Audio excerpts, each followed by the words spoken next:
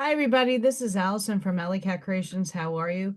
Please like, share, and subscribe to my channel if you have yet to do so. And if you get anything from my work, connect on Epiphany and Mind Explosion.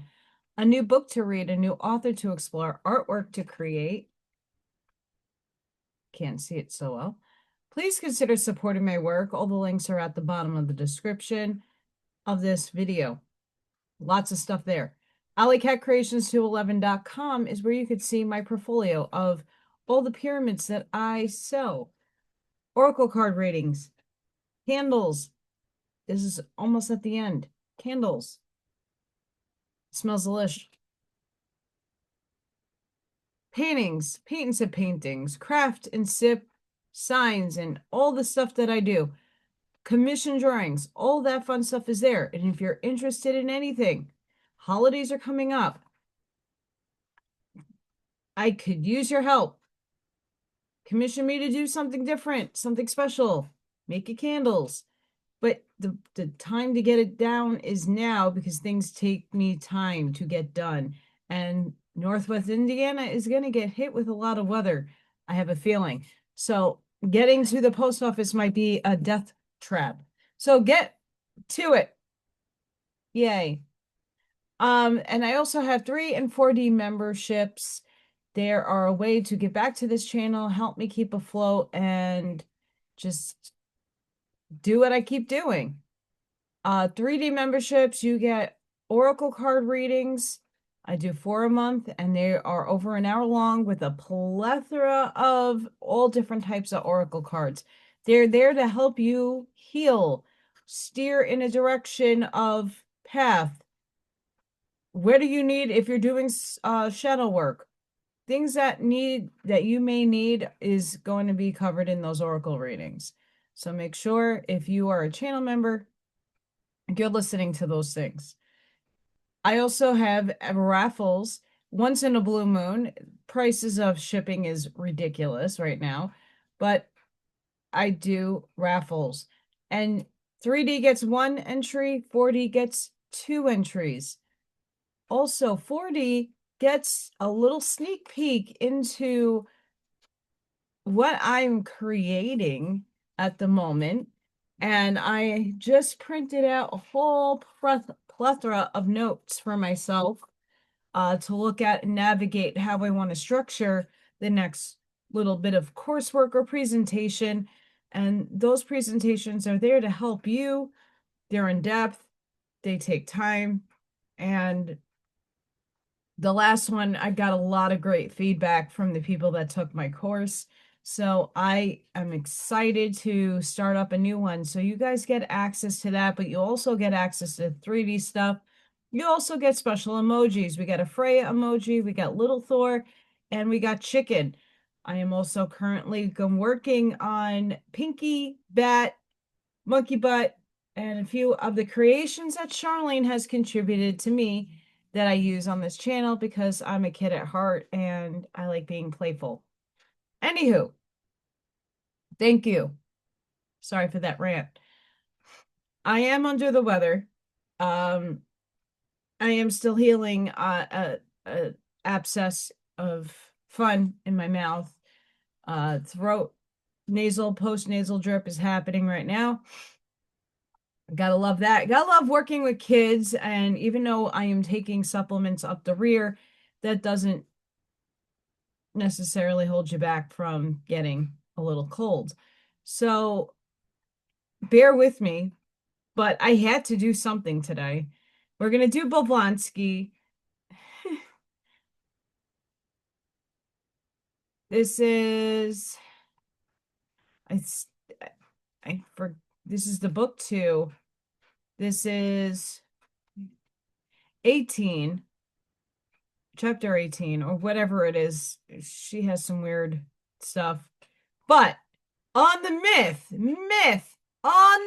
of the fallen angel and its various aspects. Why am I so hyped up for this particular reading? I'm one that's incarnate. And me telling people, because people think it's bad, negative, I live beyond negative and positive polarities. I know I live in polarity and density and duality, separation and limitation, but consciously I'm above that. And not to put a superior complex onto anything, you can do it too. It takes time, it takes a lot of work, inner work to go in and to dissolve a lot of attachment, a lot of hate, shame, blame, a lot of one way or the other. We fell into matter. You fell from source. Whether that be quantumly, you're entangled to source anyway, you're all one, but we fell for experience. Fell doesn't mean bad, but things have been inversed in our histories. So I'm really excited to read this. I hope that you guys are as well. The evil spirit, who and what? Our present quarrel is exclusively with theology. The church enforces belief in a personal God and a personal devil, while occultism shows the fallacy of such a belief. And though for the pantheists and occultists, as much as for the pessimists, nature is no better than a commonly mother, but stone cold. This is true only so far as regards external physical nature. They both agree that to superficial observer, keyword there, she is no better than an immense slaughterhouse wherein butchers become victims and victims executioners in their turn. It is quite natural that pessimistically inclined profane, once convinced of nature's numerous shortcomings and failures, and especially of her autophagious propensities, should imagine this to be the best evidence that there is no deity in absoluto, abscundo, however you pronounce that, within nature, nor anything divine in her. Nor is it less natural that the materialist and the physicist should imagine that everything is due to blind force and chance, and to survival of the strongest, even more often than of the fittest. But the occultists, who regard physical nature as a bundle of most varied illusions on the plane of deceptive perceptions, who recognize in every pain and suffering, but the necessity and the necessary prangs of incessant procreation, a series of stages toward an ever-growing perfectibility, which is visible in the silent influence of never-erring karma or abstract nature. The occultists, we say, view the Great Mother otherwise. Woe to those who live without suffering. Stagnation and death is the future of all that vegetates without a change. And now, and how can there be any change for the better without proportionate suffering during the preceding stage? Is it not those only who have learnt the deceptive value of earthly hopes and the elusive allurements of external nature who are destined to solve the great problems of life, pain, and death? And our modern philosophers, preceded by the medieval scholars, have helped themselves to more than one fundamental idea of antiquity. Theologians have built their God and his archangels, their Satan and his angels, along with the Logos and his staff, entirely out of the dramatis personae of the old heathen pantheons. They would have been welcome to these, had they not cunningly distorted the original characters, perverted the philosophical meaning, and taking advantage of the ignorance of Christendom. The result of long ages of mental sleep, during which humanity was permitted to think only by proxy, tossed every symbol into the most inextractable confusion. One of their most sinful achievements in this direction was the transformation of the divine alter ego into the grotesque Satan of their theology. As the whole philosophy of the problem of evil hangs upon the correct comprehension of the constitution of the inner being of nature and man, of the divine within the animal, and hence also the correctness of the whole system as given in these pages, with regard to the crown piece of evolution, man, we cannot take sufficient precautions against theological subterfuges. When the good St. Augustine and the fury That's not coming out. Called the devil, the monkey of God. This could be attributed to the ignorance of the age they live in. It is more difficult to excuse our modern writers on the same ground. The translation of Mazdain literature has afforded to the Roman Catholic writers the pretext for proving their point in the same direction once more. They have taken advantage of the dual nature of Ahura Mazda in the Zend Avesta and the Vendaded and his Upanishads to emphasize still further their wild theories. Satan is the plagueist and the copyist by anticipation of the religion which came ages later. This was one of the master strokes of the Latin Church, its best trump card after the appearance of spiritualism in Europe. The only Société d'Estime in general, even among those who are not interested in either theosophy or spiritualism, yet the weapon is often used by the Christian Roman Catholic Kabbalists against the Eastern occultists. Now, even the materialists are quite harmless and may be related as the friends of theosophy, then compared to some fanatical of Christian, as they call themselves sectarian, as we call them Kabbalists, on the continent.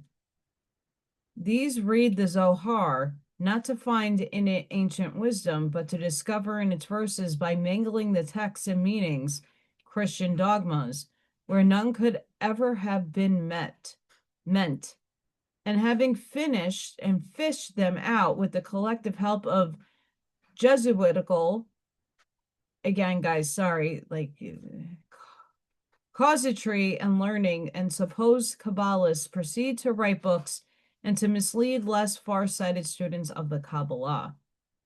May we not then be permitted to drag the deep rivers of the past and thus bring to the surface the root idea that led to the transformation of the wisdom God, who had first been regarded as the creator of everything that exists, into an angel of evil, a ridiculous horned biped, half goat and half monkey, with hooves and a tail.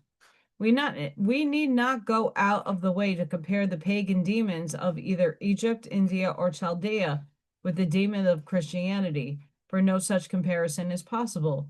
But we may stop to glance at the biography of the Christian devil, piratical reprint from the Chaldeo-Judean mythology.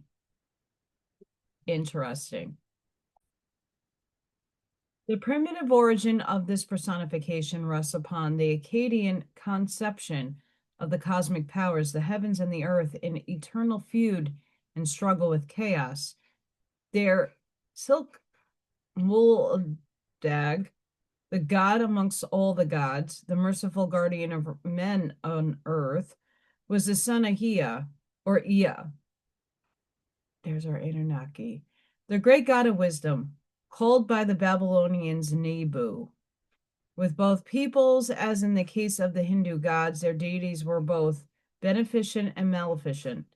As evil and punishment are the agents of karma, in an absolutely just retributive sense, so evil was a servant of the good. The reading of the Chaldeo-Assyrian tiles has now demonstrated it beyond shadow of a doubt. We find the same idea in the Zohar. Satan was a son and an angel of God. With all the Semitic nations, the spirit of the earth was as much the creator in his own realm as the spirit of the heavens. They were twin brothers and interchangeable in their functions, when not two in one. Nothing that which we find in Genesis is absent from the Chaldeo-Assyrian religious beliefs, even in the little that has hereto been deciphered. The great face of the deep of Genesis is traced in the Tahu Bahu, deep, primitive space, or chaos of the Babylonians. Wisdom, the great unseen God, called in Genesis chapter, I don't know what that italic is. The spirit of God lived for the older Babylonians as for the Akkadians in the sea of space.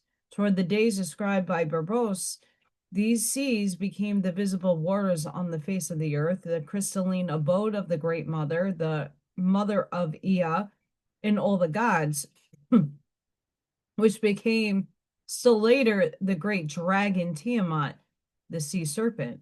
Its last stage of development was the great struggle of Bel with the dragon, the devil. Whence the Christian idea that God cursed the devil, the God of the Jews, whomsoever has and was, forbids cursing Satan. Philo-Judas and Josephus both state that the law, the Pentateuch, and the Talmud undividingly forbid one to curse the adversary, as also the gods of the Gentiles. Thou shalt not revile the gods, quoteth the God of Moses. For it is God who has divided them unto all nations, and those who speak of evil, dignities, gods, are called filthy dreamers by Jude. For even Michael the archangel durst not bring against him, the devil, a railing accusation, but said, The Lord rebuke thee. Finally, the same is repeated in the Talmud.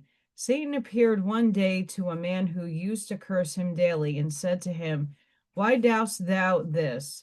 Consider that God himself would not curse me, but merely said, The Lord rebuke thee, Satan. This bit of Talmudic information shows plainly two things: that Saint Michael is called God in the Talmud and someone else the Lord, and B, that Satan is a god of whom even the Lord is in fear. All we read in the Zohar and other Kabbalistic works on Satan shows plainly that this personage is simply the personification of the abstract evil, which is the weapon of karmic law and karma. It is our human nature and man himself, as it is said, that Satan is always near and inextricably interwoven with man. It is only a question of that power being latent or active in us. It is a well-known fact to learn symbologies at all events that in every great religion of antiquity, it is the logos demiurge, the second logos, or the first emanation from the mind, Mahat, who is made to strike, so to say, the keynote of that which we may be called the correlation of individuality and personality in the subsequent scheme of evolution. The logos it is who is shown in the mystic symbolism of cosmogony, theology, and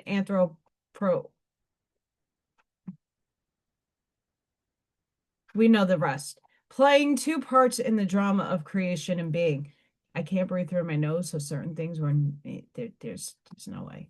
That of the purely human personality and divine impersonality of the so-called avatars or divine incarnations, and of the universal spirit called Christos by the Gnostics and the Barvish of Ahura Mazda in the Mazdan philosophy.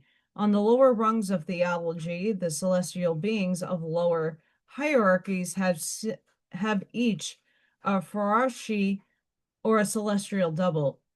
It is the same, only a still more mystic reassertion of the Kabbalistic axiom. Deus est demon inversus. The word demon, however, as in the case of Socrates, and in the spirit of the meaning given to it by the whole of antiquity, standing for the guardian spirit and angel, not a devil of satanic descent, as theology will have it.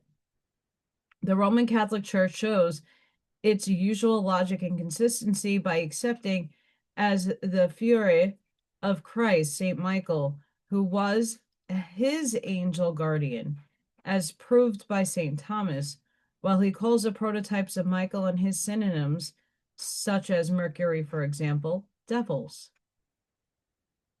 Interesting. The Church accepts positively the tenet that the Christ has his inferior as any other god or mortal has, writes de Marville.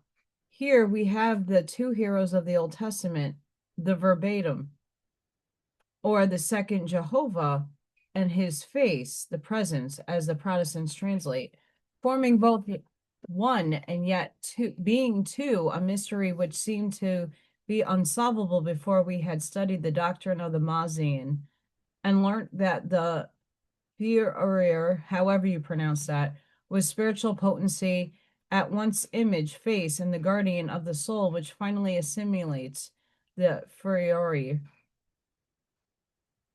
This is almost correct. Among other absurdities, the Kabbalists maintain that the word Metatron, being divided into, there's some Greek here, means never near the throne. It means quite the reverse, as meta means beyond and not near.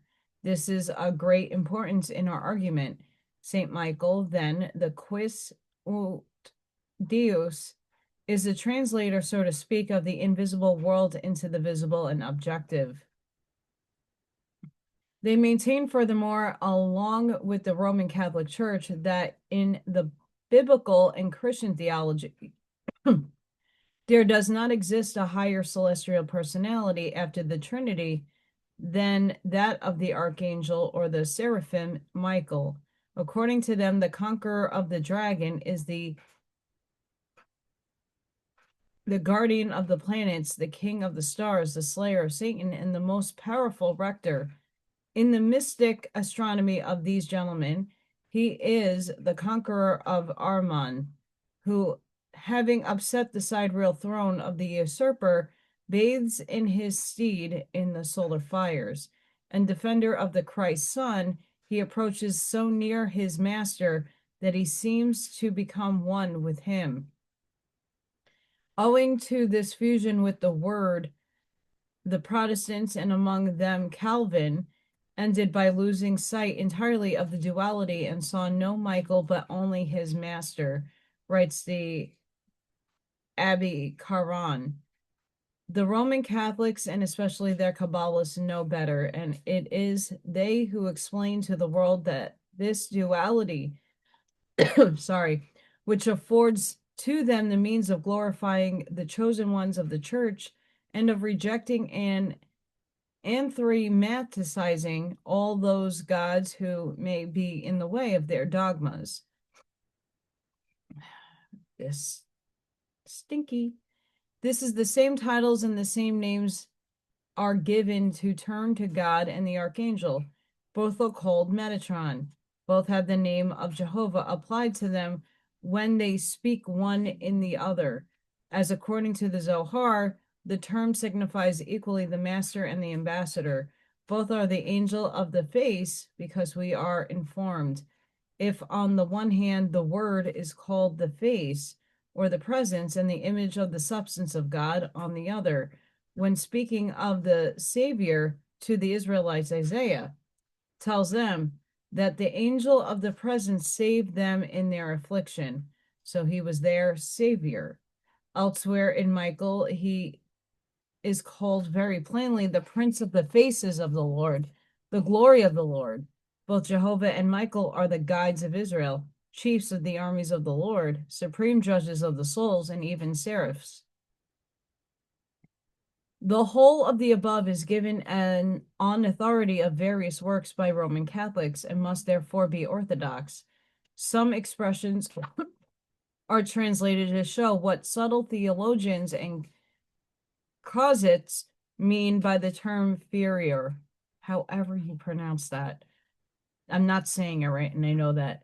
A word borrowed from some French writers from the Zend Avesta, as said and utilized in Rome Catholicism for a purpose Zoroaster was very far from anticipating. In Fargard of the Vendad, it is said, sorry, invoco Zarathustra, my Farvarishi, who am Ahura Mazda, the greatest, the best, and the fairest of all beings, the most solid, the most intelligent, and whose soul is the holy word.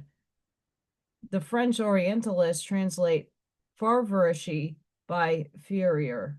However, you again, this I heard you. Sorry, guys. And I tried looking up the pronunciation, and I don't do other languages very well, I promise. Now, what is Farvarishi? In some Mazdanan works, Orsman Ariman, it is plainly implied that the Farvarishi is the inner immortal man, or that ego which reincarnates, that it existed before its physical body and survives all such it happens to be clothed in. Not only man was endowed with the Farvarishi, but gods too, and the sky, fire, waters, and plants. Introduction to the Vendotted, however you pronounce that book.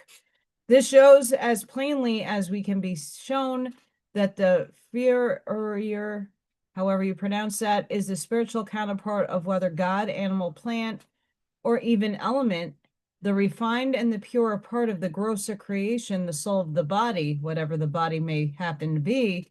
Therefore, does Ahura Mazda recommend Zarathustra to invoke his Varavashi and not himself, Ahura Mazda. That is to say, the impersonal and true essence of deity, one with Zoroaster own Atman or Christos, not the false impersonal appearance. That is quite clear. Now it is on the divine and ethereal prototype that the Roman Catholic sees so as to build up the supposed difference between their God and angels and the deity and its aspects, or the gods of the old religions. Thus, while calling Mercury, Venus, Jupiter, whether as gods or planets, devils, they yet make of the same Mercury the Führer of their Christ. This fact is undeniable. It proves that Michael is the Mercury of the pagans, and Murray and other French writers corroborate him and add that, according to great theologians, Mercury and the sun are one. And no wonder they think, since Mercury being so near the wisdom of the verbum, the sun must be absorbed by and confounded with him. This pagan view, this pagan view was accepted from the first century of our era, as shown in the original Acts of the Apostles, the English translation being worthless. So much is Michael the Mercury of the Greeks and other nations that when the inhabitants of Lystra mistook Paul and Barnabas for Mercury and Jupiter, the gods had come down to us in the likeness of man. Verse 12 adds, and they call Barnabas Zeus and Paul Hermes, or Mercury, because he was the leader of the word and not the chief speaker, as erroneously translated in the authorized and repeated even in the Revised English Bible. Michael is the angel in the vision, the Son of God, who was like unto a son of man. It is the Hermes Christos of the Gnostics, the Anubis Sirius of the Egyptians, the counselor of Osiris in Amenti, and the Michael Leonida, however you say that, of the Orphites, who wears a certain Gnostic jewel, a lion head, like his father, Idabaoth. Now to all this, the Roman Catholic Church consents tactfully, many of her writers avowing its publicity, and unable to deny the flagrant borrowing of their church, who spoil it, the symbols of her seniors, as the Jews had spoiled the Egyptians of their jewels and silver and gold. They explain the fact quite coolly and as seriously. Thus, the writers who were hereto timid enough to see in this repetition by Christian dogmas of old pagan ideas a legendary plagiarism perpetuated by man are gravely assured that, far from such a simple solution of the almost perfect resemblance, it has to be attributed to quite another cause, to a prehistorical plagiarism of a superhuman origin. If the reader would know how, he must kindly turn to the same fifth volume of de Marville's work. Please note that this author was the official and recognized defender of the Roman Church and was helped by learning of all the Jesuits. On page 518, we read, We have pointed out several demigods and also very historical heroes of pagans who were predestined from the moment of their birth to ape, while dishonoring it, the nativity of the hero who was quite God. Sorry, guys, before whom the whole earth had to bow. We trace them being born as he was from an immaculate mother. We saw them strangling serpents in their cradles, fighting against demons, performing miracles, dying as martyrs, descending to neither world, and rising again from the dead. And we have bitterly deplored that timid and shy Christians should feel compelled to explain all such identities on the ground of coincidence of myth and symbol.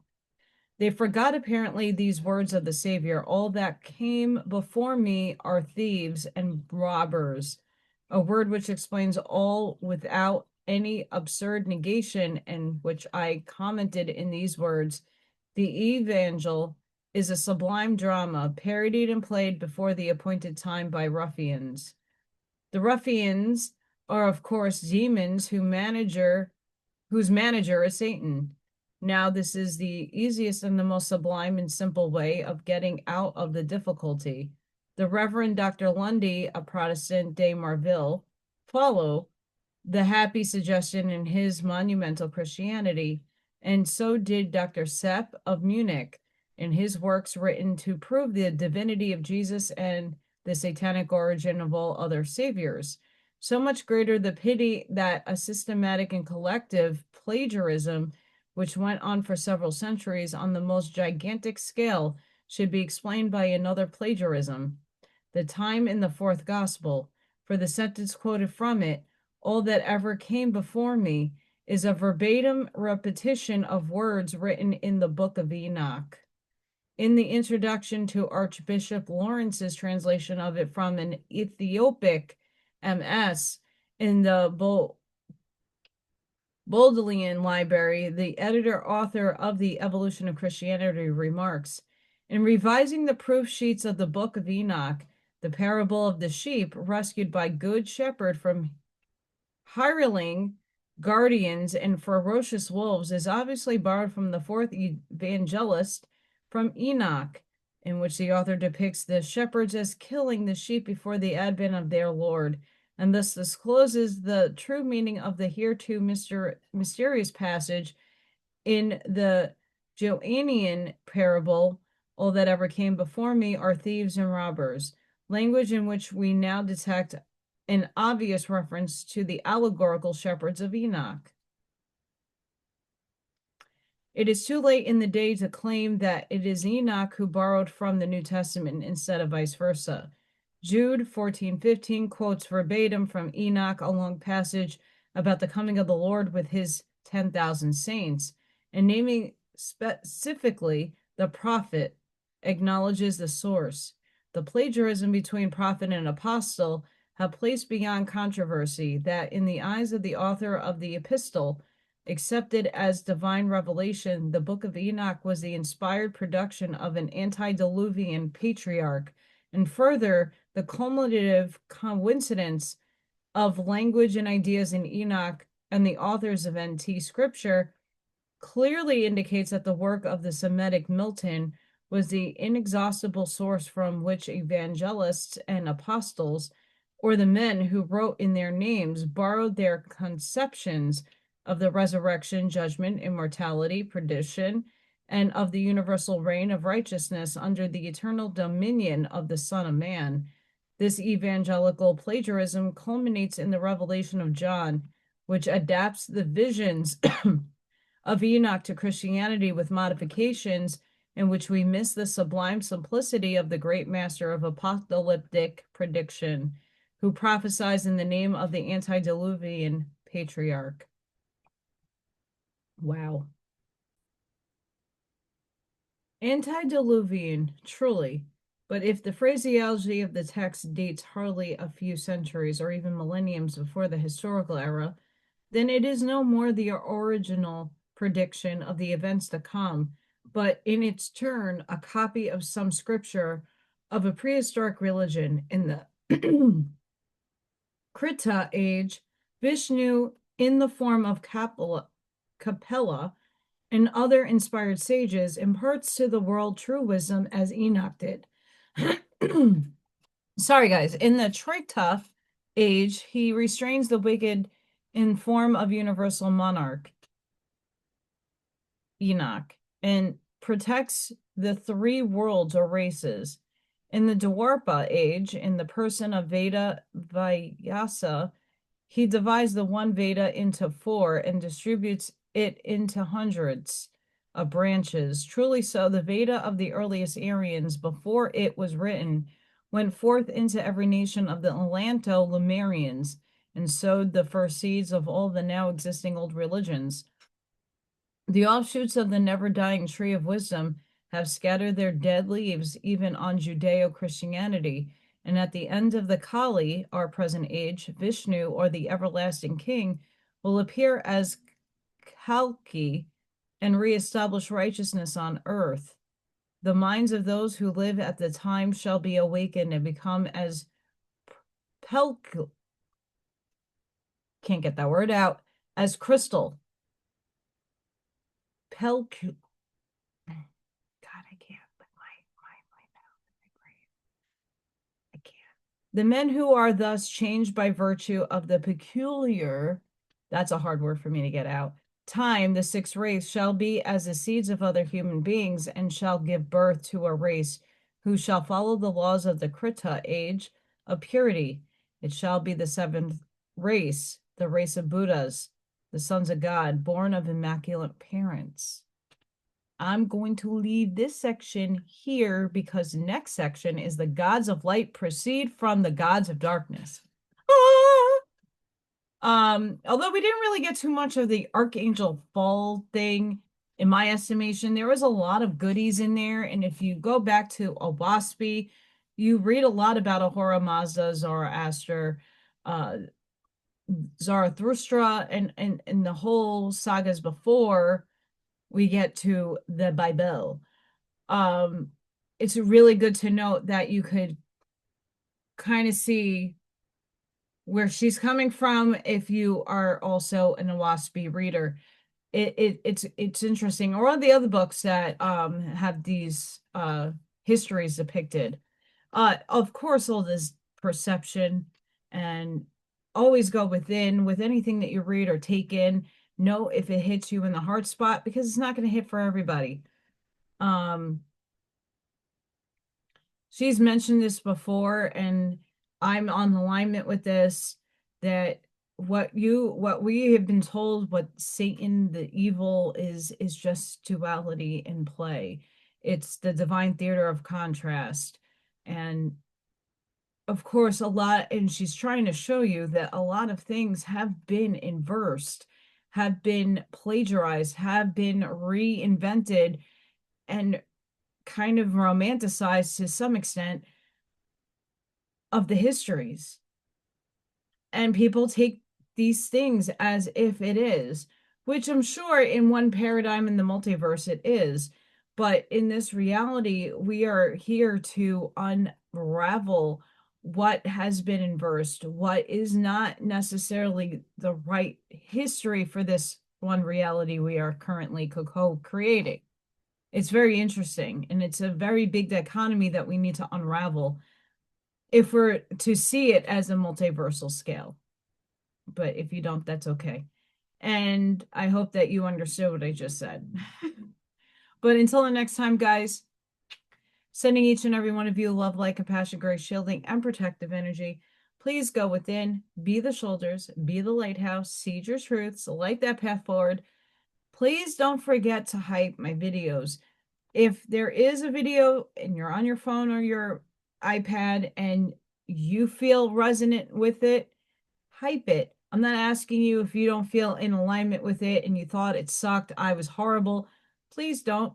But if authentically you feel you can give me the help there, I really do highly appreciate it. And it doesn't need to be this video. It can be any of the work that I do.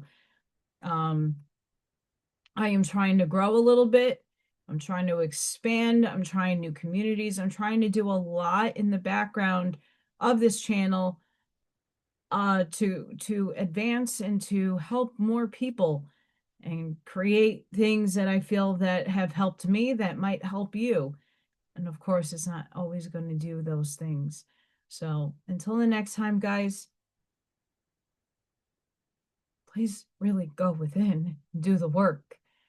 Because until we do the work and we know ourselves better and we see how everything is playing out, we can only master our reactions to it. And it's up to us individually to shift so that everything else around us can shift. And it's a ripple in the lake. So let's be that ripple. Till next time, guys, wherever you are in the world, please be safe, be seen. Have a blessed and beautiful day or night wherever you are. And I hope to see you guys tomorrow for Friday Night Live. Bye for now.